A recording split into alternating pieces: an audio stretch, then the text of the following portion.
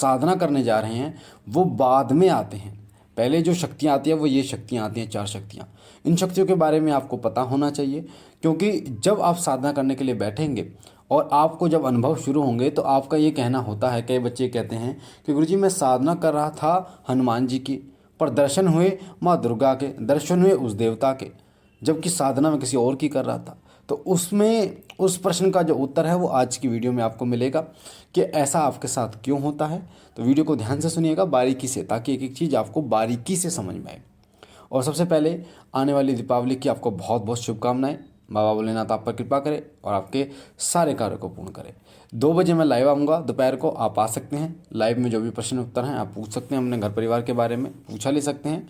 आपके पास कौन सी शक्ति है, आप किसकी पूजा कर रहे हैं, सही चल रही है या नहीं चल रही, जो भी प्रश्न आपका होता है 2 बजे आप पूछ सकते हैं। चलिए शुरू करते हैं। देखिए, जब आप साधना करते हैं ना, कोई भी साधना करते हैं तो उसमें नियमों का खास ख्याल रखा जाता है। जैसे ब्रह्मचर्य का नियम हो गया, किसी के घर का नहीं खाना, बाल नहीं कटवाने, नाखून नहीं काटने, किसी को अपशब्द नहीं बोलना, बच्चों को नहीं डांटना, इस प्रकार के, और नीचे ज़मीन पर सोना, ऐसे बहुत से नियम होते हैं जिन नियमों का पालन करना होता है। साथ ही कई लोग जो होते हैं जब साधना के दौरान वो एक समय भोजन करते हैं, तो कई लोग निराहार जो है वो अपनी साधना पूर्ण करते हैं। तो कई लोग सिर्फ संकल्प लेते हैं, सिर्फ जप का संकल्प लेते हैं। तो आप जैसे भी साधना कर रहे हैं, आपकी साधना से आपकी ऊर्जा बनती है, आपके इष्ट देव की ऊर्जा जो है वो जागृत होती है। और ना केवल आपके इष्ट देव की ऊर्जा जागृत होती है, साथ ही जागृत होती हैं ये 4 शक्तियाँ। और ये 4 शक्तियाँ सबसे पहले आपको अनुभव देती हैं। ये 4 शक्तियाँ ही सबसे पहले आपके सामने आती हैं। कई बार आपको ये वहम हो जाता है कि मैं तो साधना किसी और की कर रहा हूँ, पर सपने मुझे इनके क्यों आ रहे, सपने में मुझे ये क्यों दिखाई दे रहे हैं। तो इसलिए दिखाई दे रहे हैं क्योंकि ये जो 4 शक्तियाँ हैं, ये शक्तियाँ रूप में, किसी न किसी रूप में आपको दिखाई देती हैं और आपको संकेत देती हैं। अगर ये 4 शक्तियाँ आपके पास आनी शुरू हो जाएं तो समझ लेना कि आपकी साधना सही चल रही है और सफल हो रही है। तो कौन सी पहली शक्ति है वो आप सुन लीजिए। सबसे पहली शक्ति होती है जब आप साधना करते हैं और जागृत होती है आपकी साधना के द्वारा, आपके इष्ट से भी पहले, वो होती है आपके पितृ की शक्ति। आपके जो पितृ हैं वो सपनों में आपको दिखाई देने शुरू हो जाते हैं। आपके पापा दादा जो इस दुनिया में नहीं हैं वो आपको सपनों में दिखाई देते हैं। कई बार वो सफ़ेद कपड़े में आपको दिखाई देते हैं, आशीष दे रहे हैं, या पहले जैसे वो जिंदे थे, जब वो थे दुनिया में तब वो जैसे आपसे बात किया करते थे ऐसे आपको दिखाई दे रहे हैं, या फिर वो आप कुछ खाना खाते हुए आपको दिखाई दे रहे हैं। आशीष यानी खुश अवस्था में दिखाई देंगे, प्रसन्नचित्त अवस्था में दिखाई देंगे। तो अगर आपको ऐसा दिखाई दे तो समझ लेना आपकी साधना सही चल रही है। ये पहली शक्ति है जो आपको दिखाई देती है, क्योंकि पितृ जो होते हैं हमारे घर के पहले देवता होते हैं, सबसे पहले जागृत होने वाली शक्ति होती है, जिनका अंश हमारे अंदर मौजूद होता है। तो इस चीज़ का विशेष रूप से ध्यान रखिए, आपके पितृ सबसे पहले आपको दर्शन देते हैं। दूसरी शक्ति है वो है कुलदेवी की शक्ति। ये आपके पास जरूर आती है, कुलदेवी या कुलदेवता की शक्ति।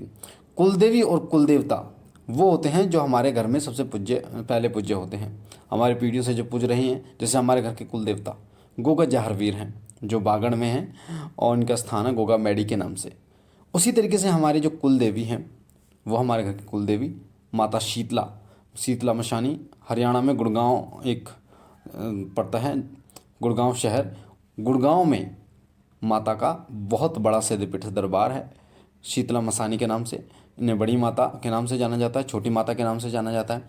शीतला माता जो है वो सात्विक हैं और बड़ी माता के नाम से उन्हें जाना जाता है। शीतला माता के मंदिर के पीछे जस्ट छोटी माता का मंदिर है, जिन्हें मसानी माता के नाम से जाना जाता है, जिनकी सात्विक रूप से और तामसिक रूप से दोनों तरीके से पूजा लोग करते हैं। तो हम जो करते हैं वो सात्विक करते हैं दोनों देवियों की, और सात्विक रूप से ही वो दोनों देवियाँ हम पर कृपा करती हैं।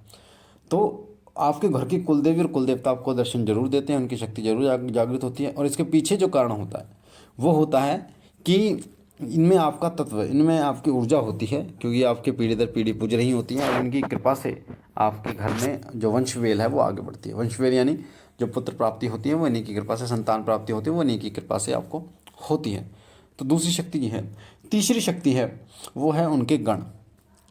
आपके इष्ट देव के गण या दूत आपकी परीक्षा लेने के लिए आते हैं, योगिनियाँ आपके परीक्षा लेने के लिए आते हैं, साथ ही उनके सेवक, उनके दूत आते हैं जिनकी आप पूजा कर रहे हैं। अक्सर आप ये सुनते होंगे बालाजी के दूत मिल गए, माँ काली के दूत मिल गए। तो ये क्या होते हैं, उनकी सेवा कर रहे होते हैं वो दूत होते हैं। अब दूत बनते कैसे हैं ये भी इसकी वीडियो में थोड़ा सा आपको मैं जानकारी दे देता हूँ। और दूत होते कौन हैं? दूत उन्हें कहते हैं, देखिए दूत भी होते हैं, वीर भी होते हैं, गण भी होते हैं, ठीक है। दूत वो होते हैं, जैसे कोई व्यक्ति माँ काली की पूजा कर रहा है और उसने माँ काली की बहुत अच्छी साधना की, बहुत अच्छा जप किया माँ का, बहुत अच्छी सेवा करी माँ की, तो जब मरने के उपरांत वो माँ की शरण में जाता है, माँ की शरण में जाकर वो माँ का दूत कहलाता है, वो कार्य करता है, वो उसके ऊपर माँ का हाथ रहता है और वो कार्य करता है, सभी कार्य जो है वो माँ काली के भक्त के वही संपन्न करता है। साथ ही उसको जो भोग प्राप्त होता है वो माँ काली के आशीर्वाद के कारण प्राप्त होता है, और वो शक्ति जो होती है वो डायरेक्ट माँ काली से जुड़ी होती है। तो इन्हें हम दूत कह देते हैं। ये जो दूत होते हैं ये सकारात्मक पॉजिटिव होते हैं, और जैसे इनकी देवी यानी जैसे इनकी माँ है उन्हीं तरीके से इनके अंदर गुण होते हैं। जैसे अगर कोई बालाजी का दूत है तो बालाजी के जो दूत के गुण ही उनके बालाजी के जो गुण बालाजी में है उसी तरीके के गुण इनमें होते हैं। जैसे श्री राम नाम का जप करना और तामसिक चीज़ों से परहेज करना, सात्विक चीज़ों का भोग लगाना, उसी तरीके से।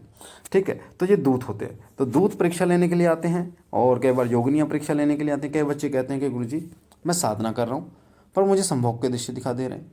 तो जो संभोग के दृश्य दिखाई देते हैं ये इसलिए दिखाई देते हैं क्योंकि आपकी परीक्षा चल रही है।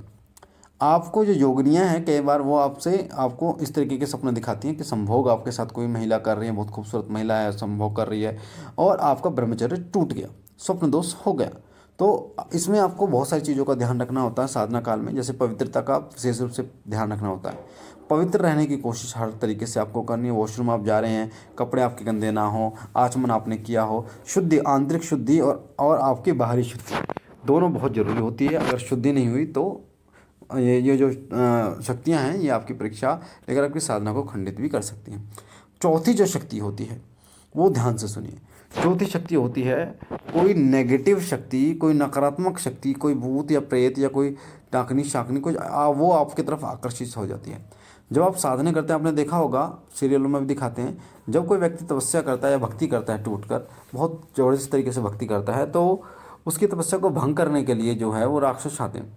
इसी तरीके से जब आप भक्ति करते हैं, साधना करते हैं, तो आपकी साधना को खंडित करने के लिए नकारात्मक शक्तियाँ, क्योंकि वो आकर्षित होती हैं आपकी तरफ। जैसे इंसान इंसान की तरफ आकर्षित होता है, जानवर जानवर की तरफ। इसी तरीके से जब आप दैवीय शक्तियों को जागृत करते हैं तो दैवीय शक्तियों के कारण सूक्ष्म शक्तियाँ जो हैं, नेगेटिव शक्तियाँ, ये आकर्षित होती हैं।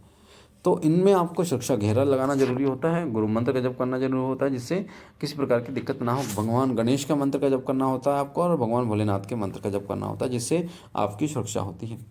बाकी ये 4 शक्तियाँ मैंने आपको बता दी। बाबा भोलेनाथ आप पर कृपा करे, आपके घर परिवार पर कृपा करे। आपको जानकारी कैसी लगी ओम नमः शिवाय कमेंट में जरूर लिखिएगा। बाकी बाबा भोलेनाथ सदैव आपके घर परिवार पर अपनी कृपा बरसाए रखें। हम मिलते हैं एक नई जानकारी के साथ, तब तक के लिए ओम नमः शिवाय, ओम नमः शिवाय, ओम नमः शिवाय।